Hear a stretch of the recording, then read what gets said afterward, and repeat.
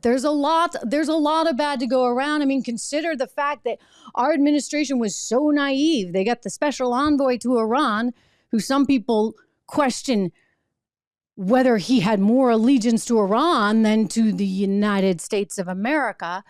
Well-educated guy, like all these fancy degrees, but somehow was taking orders from Iran. I mean, or at least a little too cozy, shall we say, according to these publications. Again, I cite Tablet on that.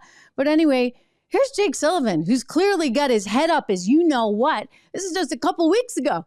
He's like, oh, everything's great in the Middle East. This is the guy who's head of our NSC, National Security Council. He replaced Bolton. Here we go.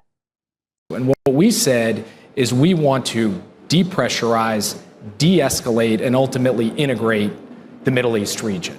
The war in Yemen is in its 19th month of truce. For now, the Iranian attacks against U.S. forces have stopped. Our presence in Iraq is stable. I emphasize for now because all of that can change. And the Middle East region is quieter today than it has been in 2 decades. Okay, Jake, you know, maybe you should have been thinking that through and had a little bit of better intelligence to figure out what was coming next, because it's certainly not quiet now. As they say, the calm before the storm, right? The naivete of this administration. I know a lot of you feel like it's deliberate. Sure hope not, right? Wouldn't that be something to think about?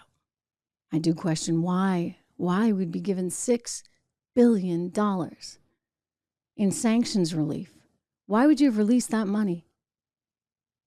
Really?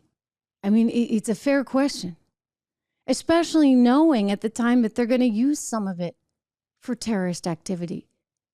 Last time this happened, John Kerry came right out. He said, yeah, you know, some of it's going to go to terrorist activity, and apparently doesn't care. We give money to the Palestinian people, $315 billion that went out about $315 million about a year and a half ago. Biden gave away. You think that money went to build schools and to help shelter people? No, it goes to the families of the suicide bombers. It goes to feed this terror. It goes to build more tunnels. I mean, this is a problem. But now Israel has full license and full support to do what it needs to do.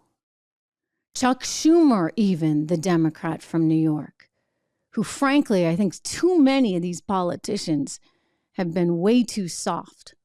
Way too, you know, they don't see the Palestinians, Hamas, Hezbollah as the threats that they are. They certainly didn't recognize Iran as a threat, right?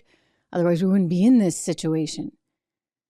And even Chuck Schumer coming out and blasting these maniacs that took to the streets of New York. Let me show you these people that are protesting in Times Square. I mean, wow. They're for this. You see that? They think this is okay, that the Palestinians are massacring people. They think that that is perfectly fine. This is disgusting, but you should see it.